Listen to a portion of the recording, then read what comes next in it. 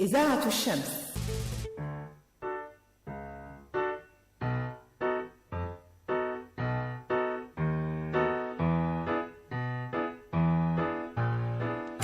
Bonjour à tous, bonjour Salia qui nous met en onde, bonjour Chantal. Bonjour André. Pour ce nouveau numéro de Jeux de scène, l'émission de Radio Soleil consacrée à l'actualité du théâtre en particulier, du spectacle vivant en général. Alors, aujourd'hui, à l'affiche, Chantal. Les ailes du désir, d'après le film de Wim Wenders, et c'est Marie Ballet qui le met en scène au Théâtre 13, côté Seine.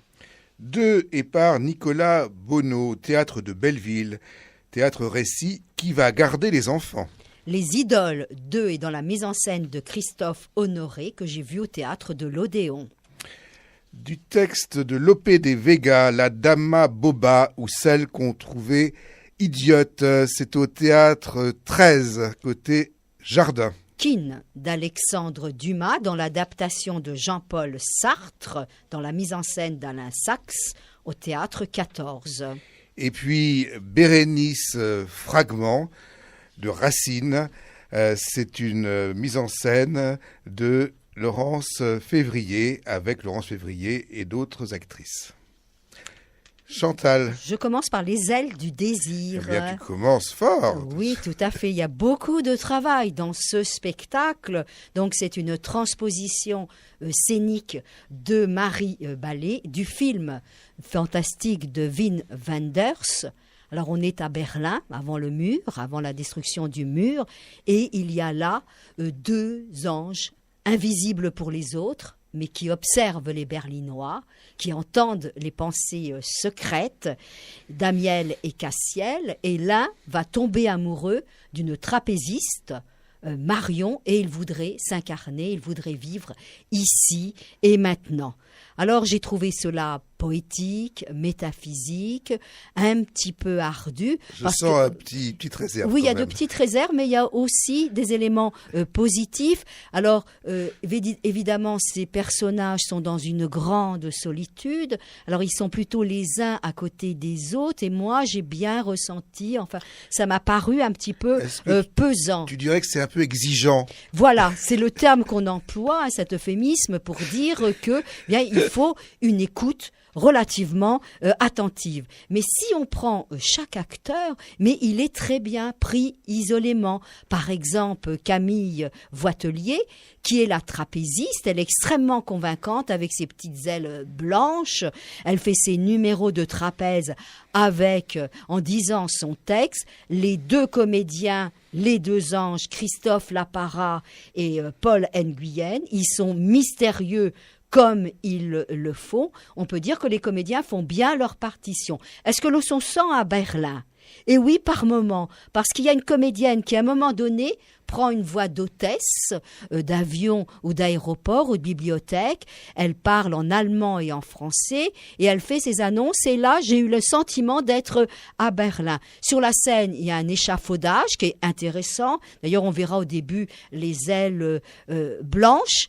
Je trouve que la transposition scénique est intéressante puisqu'il y a quelque chose de visuel, il y a surtout quelque chose de sonore. Et celui que j'ai peut-être préféré, eh bien, c'est Stéphane Liché qui fait la musique, qui construit des chansons originales. Et donc cela m'a beaucoup plu.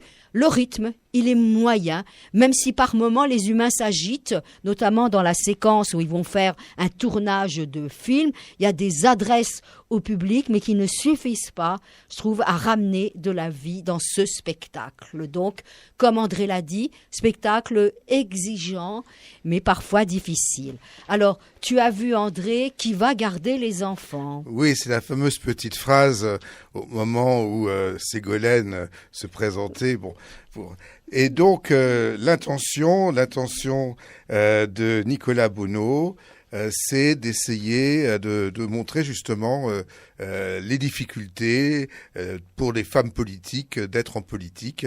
Et donc il a enquêté et il a imaginé une sorte de petite épopée personnelle où il commence par, ça se mélange avec son histoire, une histoire d'amour d'enfance, enfin de lycée, et d'incompréhension justement de cette jeune femme qui va devenir une femme politique. Et à côté de ça, il y a l'évocation de différentes femmes politiques.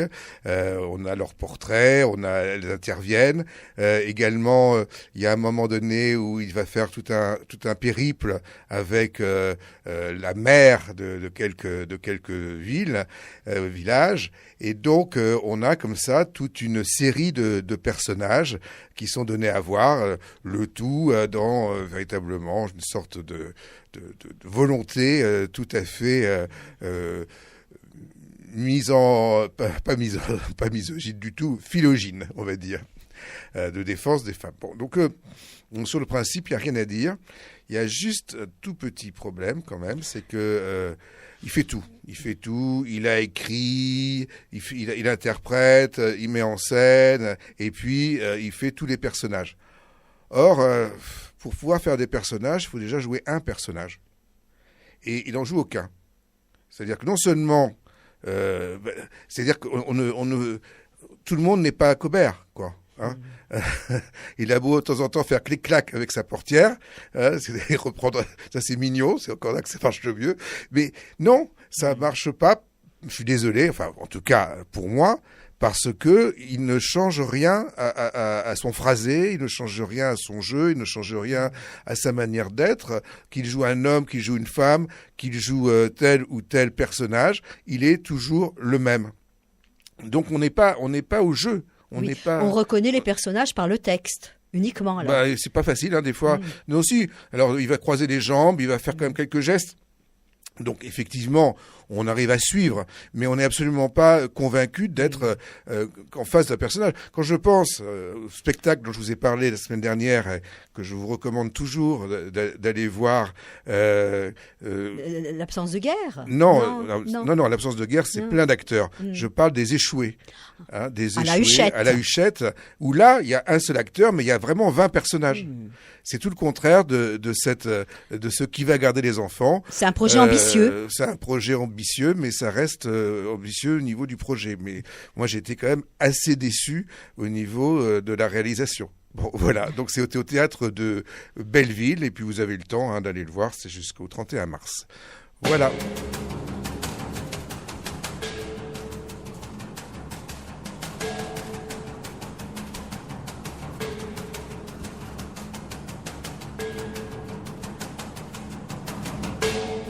À l'Odéon, c'est aux Ateliers Berthier ou c'est l'Odéon? Non, c'est l'Odéon. Odéon, donc les idoles.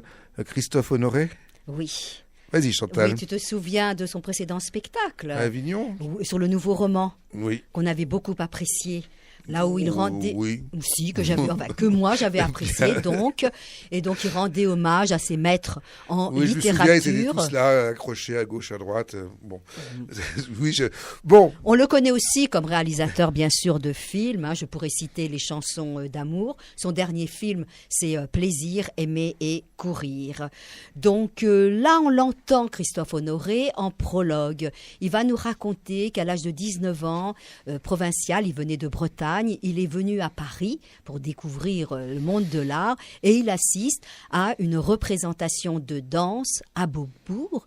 Il ne comprend pas très bien de quoi il s'agit et il va quand même sentir que c'est peut-être une danse d'après et en fait, c'était une danse en hommage à Dominique Bagoué qui était décédé. Et donc, dans ses idoles, il va parler d'idoles, d'idoles qui sont décédées. Il s'agit de Bernard-Marie Coltès, de Jacques Demy, de Serge Danet, de Cyril Collard et de Jean-Luc Lagarce. Et tous ceux-ci étaient homosexuels et sont décédés du sida dans les années 90, entre 90 et 96. Dans ce spectacle, donc les comédiens vont interpréter ces différents artistes fantômes qui revient. Donc le spectacle se déroule en 15 séquences. Ils vont tous avoir un monologue de bravoure. C'est peut-être là le côté systématique, mais ils vont aussi s'opposer parce qu'il y a des problématiques là-dessus qui sont extrêmement intéressantes. Est-ce que l'artiste doit-il révéler son homosexualité, sa maladie du sida? Alors, il y a 2 cas extrêmes. Il y a Jacques Demy, qui avait caché à la fois le sida et sa maladie. Alors, le personnage, il frôle les murs, il est caché dans les recoins, et Agnès Verda, dans la vraie vie, avait aussi maintenu le secret. Et puis, il y a aussi Hervé Guibert qui, lui, s'est exposé. Il a même fait un film sur son agonie. Alors, ce qui est intéressant, c'est que Christophe Honoré choisit de faire jouer Jacques Demy par Marlène Saldana. C'est une femme qui est pleine de pudeur, et en même temps qui dévoile. Alors, elle porte un grand manteau de fourrure et en dessous, elle a simplement un juste au corps et elle est extrêmement sexy. Elle va même faire une petite danse sur la musique des Demoiselles de Rochefort et je trouvais que ce clin d'œil à Jacques Demy était intéressant. Et c'est Marina Foy qui est Guibert. Elle est à la fois, je trouve qu'elle a la fragilité, la sensibilité, l'élégance de Guibert. On a des scènes, jouées aussi. Alors, je pourrais, par exemple, citer le gala de Liz Taylor, qui avait fait des soirées de soutien. On a une autre scène très drôle, c'est la cérémonie de César. Cyril Collard aurait eu le César, donc c'est après sa mort. Donc moi, j'ai vraiment trouvé ça très intéressant, puisque toutes les séquences sont variées, c'est assez émouvant par moments, puisque, par exemple, dans la séquence corps perdu, tous les comédiens sont assis sur des seaux parce que, diarrhée, maladie, etc. Du cinéma, mais pas trop de la part de Christophe Honoré. Coltès adorait Travolta, je le découvre dans le spectacle. Donc, il faut jouer Travolta, mais c'est Jean-Claude Cliché qui interprète Lagarce, qui va jouer Travolta et ses tensions sexuelles. Il le fait mal et en fait c'est Coltès. On accepte toutes les conventions, on y croit à ces personnages fantômes qui reviennent. C'est un espace un peu particulier qui est mal défini, un peu le métro, je ne sais pas, le hangar, des lieux de drague. Et tous ces personnages, ils sont véritablement bien incarnés avec chacun son tempérament. Donc, moi, je recommande ce spectacle où Christophe Honoré s'intéresse plus aux hommes, même si on entend parler des œuvres, même s'il les évoque, et plutôt que les œuvres. Et Jean-Luc Lagarce, alors j'ai quand même moi un petit peu d'émotion parce que je me rappelle l'avoir vu dans son dernier rôle, Le Malade imaginaire, au TEP. Et là, c'est la séquence, il y a Lucien Atoun, on entend Lucien Atoun, et sur la scène, il y a les fauteuils qu'on voit au théâtre ouvert dans le hall d'accueil. Donc, pour moi, c'est un grand spectacle que ces idoles, le spectacle de Christophe Honoré au théâtre de l'Odéon. La Dama Boba, on est côté jardin au théâtre 13. Oui, l'ancien théâtre 13, donc du côté de Corvisart par là. Donc la Dama Boba, c'est une pièce du siècle d'or d'Espagnol, de Lope de Vega, et c'est une comédie et qui est interprétée par de jeunes comédiens plein d'allant et de talent. Et alors l'histoire, elle est comme elle est. Un père a 2 filles. L'une est une sorte de femme savante avant l'heure, si on peut dire, et l'autre est idiote ou prétendument telle. Elle est la Dama Boba, celle qu'on trouve idiote. Et donc, mais elle va hériter du frère de son oncle, du frère de son père, une fortune. Alors évidemment, hein, l'un des prétendants de la première sœur intelligente va soudain s'intéresser à la seconde parce qu'elle présente des avantages que la première ne présente pas. Et tandis que inversement, le promis de la dama Boba, de l'idiote, trouve beaucoup de charme à l'aîné. Donc tout devrait se passer comme il faut, sinon que le père, lui, il a décidé qu'il fallait rien changer aux choses. Et donc, et puis, on est un petit peu dans Molière avant l'heure, hein, puisque l'amour ici aussi va débêtiser. Je sais pas comment dire, la Boba, et elle va plus être du tout Boba. Petit à petit, elle va devenir aussi intelligente que sa sœur, si ce n'est plus. Mais le problème, c'est que du coup, elle peut plus avoir le jeune homme qu'elle veut. Donc il faut qu'elle rejoue l'idiote. Alors donc c'est très drôle parce que elle refait. Alors on a tout ce jeu dans le jeu. Alors ce qui est formidable, c'est qu'on a des très jeunes acteurs. Hein, c'est des promotions de 2017 du conservatoire pour certains. Donc on voit qu'à la Gison, ils sont vraiment tout jeunes et ils sont bien, ils sont formidables, plein de talent, d'allants, physiquement extraordinaires. Et puis il y a comme dans l'original, mais évidemment adapté au goût du jour. Il y a de la danse, de la musique qui est mise à l'intérieur de cette pièce. Alors, on passe vraiment faut pas aller chercher. Voilà, c'est une comédie de Lope de Vega, mais ça marche très bien, quoi. Je veux dire, on a écrit des choses très drôles au XVIe siècle, et donc il faut. Vraiment, alors c'est marqué dès 8 ans, effectivement, je crois que même ado, on peut aller voir ça sans problème, on va bien s'amuser, c'est très enlevé. Moi je voudrais citer un petit peu alors il y a quelqu'un qui est un peu plus âgé, évidemment celui qui joue le rôle du père, mais sinon tous les autres ils sont très jeunes, donc je voudrais citer Rémi Laquitan, et Pascal Néron, ainsi que celle qui joue évidemment Nise Sol Espèche, et puis je pense que Phinéas c'est Roxane Flo. Voilà. Et donc tout ça, c'est bien traduit aussi, c'est retraduit. Je pense que la traduction est très importante, hein, de Benjamin Penamaria. Et puis donc tout ça est bien mis en scène par Justine Heinemann. C'est à voir toute urgence. Vous avez jusqu'au 17 février, donc ça va, hein, du mardi au samedi à 20h, dimanche 16h. C'est au Théâtre 13.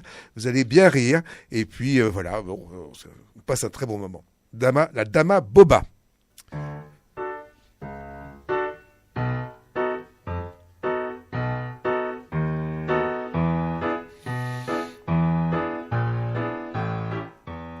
Alors, Alexandre Dumas, je pense que c'est le père, ou le fils, je sais pas, c'était retravaillé de toute façon par Jean-Paul Sartre, il me semble, pour ce Keane que tu as été voir au Théâtre 14. Moi, je suis allé le voir aussi, mais je me suis trompé d'heure, donc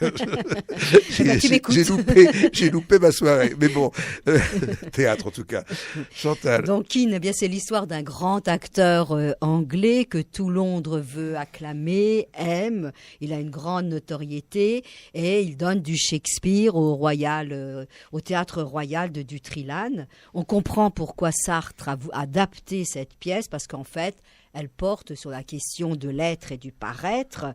Il l'avait adaptée pour Pierre Brasseur et Jean-Paul Belmondo a joué aussi ce rôle. Alors Keane est un grand séducteur, adulé, aimé de toutes les femmes. Dans l'intrigue d'Alexandre Dumas, il y a une jeune groupie, Anna, interprétée par Justine Thibaudat. Elle est fraîche, elle est dynamique, elle est d'une certaine façon un peu le double féminin de Keane à venir, parce qu'elle voudrait faire du théâtre, mais Keane est amoureux de la femme de l'ambassadeur du Danemark. Alors au départ, moi j'ai été un petit peu surprise par le comédien qui interprète Keane, Alexis de Sceaux, parce que dans l'écriture d'Alexandre Dumas, il y a une scène d'exposition et alors on entend l'amoureuse, Helena, parler à son amie et qui fait un portrait extrêmement élogieux. Donc on est dans l'attente. Donc ce petit petite, pas déception, mais petit étonnement. Et par la suite, eh bien, le comédien devient très, très, très bien, de plus en plus crédible, en vieil acteur, en fait, carrière. Ses entrées sont toujours théâtralisées. Il arrive avec son grand manteau rouge. Et les problématiques, eh bien, elles sont passionnantes parce que c'est la dialectique acteur-homme.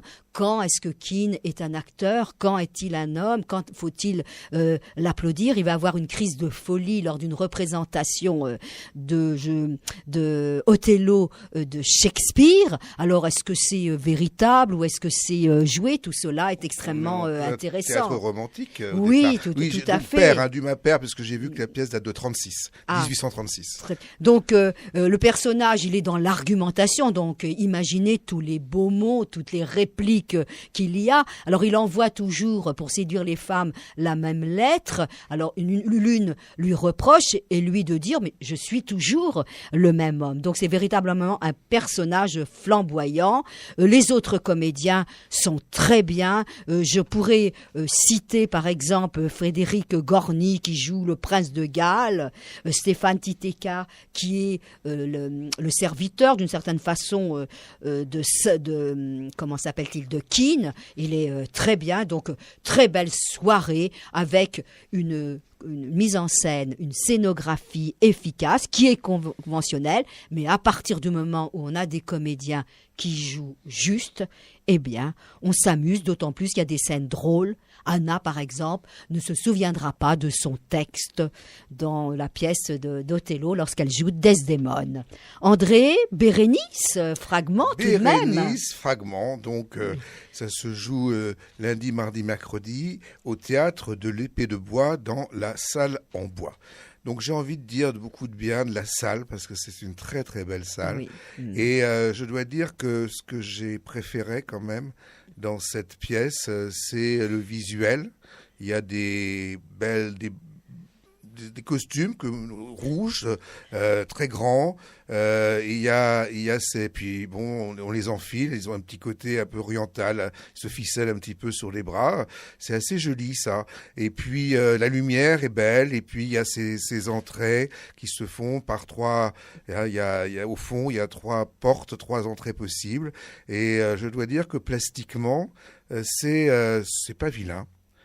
Maintenant, après, ça ne te suffit pas. J'ai rien compris. Pourquoi est-ce que ces trois femmes qui ont moins notre âge, quoi, c'est-à-dire qu'elles sont plus très jeunes, faut bien le dire. Pourquoi est-ce qu'elles sont allées chercher Bérénice? Pourquoi est-ce qu'elles jouent à trois femmes le rôle d'une femme et de deux hommes? Déjà, bon. J'espérais qu'il y ait une raison, j'espérais que ça fasse quelque chose, quoi, qu'il y ait un sens à ça. Non, elles jouent les rôles de. Alors elles sont toutes Titus, alors. Elles sont toutes habillées pareil, hein, toutes avec le costume rouge. Hein, elles sont interchangeables pour ce qui est de l'apparence. Et elles jouent Titus, Antiochus et Bérénice. Voilà. Alors on sait comment a été créée cette pièce. Hein. C'est une pièce de courtisans. Corneille qui a fait Tite et Bérénice et Racine qui a fait Bérénice, hein, se rivalisent pour plaire à Louis XIV. Louis XIV qui a dû renoncer à la nièce de Mazarin, hein, soi-disant, pour aller épouser une reine. Donc, alors, ils ont la trentaine, c'est à peine, enfin, juste 30 ans, ces deux-là. Ils en ont pas le double, ni le triple, enfin, n'exagérons rien. Mais bon, donc voilà, et puis c'est plein de, c'est quand même, c'est passionné, c'est quand même formidable. Comment faire pour expliquer qu'il l'a plaqué? Non, elle l'a pas plaqué, il avait la raison d'État.